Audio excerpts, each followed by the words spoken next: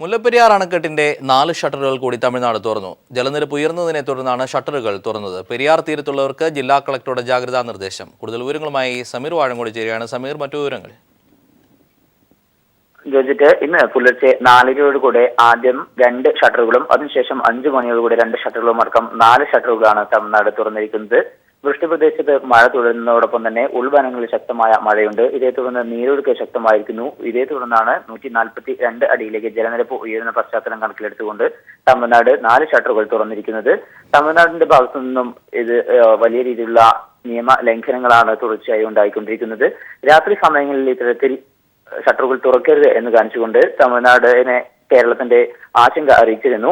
ഇടുക്കി ജില്ലാ കളക്ടർ, തേനി ജില്ലാ കളക്ടർക്ക് ഇത് സംബന്ധിച്ച് 2 തവണ കത്ത് നൽകുകയും ചെയ്തിരുന്നു. എന്നാൽ ഇതെല്ലാം ലംഘിച്ചുകൊണ്ട് തന്നെയാണ് രാത്രി സമയത്ത് തന്നെയാണ് ഷട്ടറുകൾ തുറന്നിരിക്കുന്നത്. അതോടൊപ്പം തന്നെ നേരത്തെ മുന്നറിയിപ്പ് നൽകണമെന്നുള്ള സംബന്ധിച്ചുള്ള നിയമവും ലംഘിച്ചുകൊണ്ടാണ് തമിഴ്നാടിന്റെ തുടർച്ചയായിട്ടുള്ള ഈ നിയമലംഘനം തുടരുന്നത്. കഴിഞ്ഞ 7-ാം തീയതി, ഈ മാസം 7-ാം തീയതിയാണ് ആദ്യഘട്ടത്തിൽ തമിഴ്നാട് 8 ഷട്ടറുകൾ തുറന്നത്. അന്ന് 8 ഷട്ടറുകൾ 1.5 അടി വീതം തുറന്നിരുന്നു. അതിനുശേഷം 13-ാം തീയതി 4 ഷട്ടറുകൾ 1.5 അടി വീതവും തുറന്നു. ഇന്നും 4 ഷട്ടറുകളാണ് തുറന്നിരിക്കുന്നത്. 1/2 അടിയാണ് തുറന്നിരിക്കുന്നത്. ഇതോടൊപ്പം ഇതേ തുടർന്ന് 800 ഘനയടി ജലമാണ് ഇടുക്കി ഡാമിലേക്ക് ഒഴുകിയെത്തുക.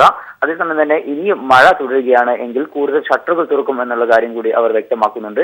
അങ്ങനെ വന്നു കഴിഞ്ഞാൽ ഒരുപക്ഷെ പെരിയാർ തീരത്തുള്ളവർക്ക് അത് വലിയ ബുദ്ധിമുട്ടുണ്ടാക്കും. പ്രത്യേകിച്ചും ഇപ്പോൾ 800 ഘനയടി ജലമാണ് സെക്കൻഡിൽ ഇടുക്കി ഡാമിലേക്ക് ഒഴുകിയെത്തുന്നത്. കൂടുതൽ ഷട്ടറുകൾ തുറക്കുകയാണ് എങ്കിൽ വലിയ രീതിയിലുള്ള ജലം ഒഴുകിയെത്തിക്കഴിഞ്ഞാൽ പ്രത്യേകിച്ചും വണ്ടിപ്പെരിയാറിലെയും അതോടൊപ്പം തന്നെ ആനവിലാസം, ഉപ്പുതറ തുടങ്ങിയ ഭാഗങ്ങളിലുമുള്ള ആളുകളെ മാറ്റിപ്പാർപ്പിക്കേണ്ടി വരും. നിലവിലെ സാഹചര്യത്തിൽ അത്തരത്തിലുള്ള ഒരു സ്ഥിതി ഇല്ല എന്ന് തന്നെയാണ് ഇടുക്കി ജില്ലാ കളക്ടർ വ്യക്തമാക്കുന്നത്. ഏതായാലും ശക്തമായ മഴ തുടരുകയാണ് എങ്കിൽ കൂടുതൽ ഷട്ടറുകൾ തുറക്കും എന്നുള്ള ഒരു മുന്നറിയിപ്പാണ് നൽകുന്നത്. അതുകൊണ്ട് തന്നെ പെരിയാർ തീരത്തുള്ളവർക്ക് ഇടുക്കി ജില്ലാ കളക്ടർ വി രതീശൻ ജാഗ്രതാ നിർദ്ദേശം നൽകിയിട്ടുണ്ട്. ജോർജറ്റ്.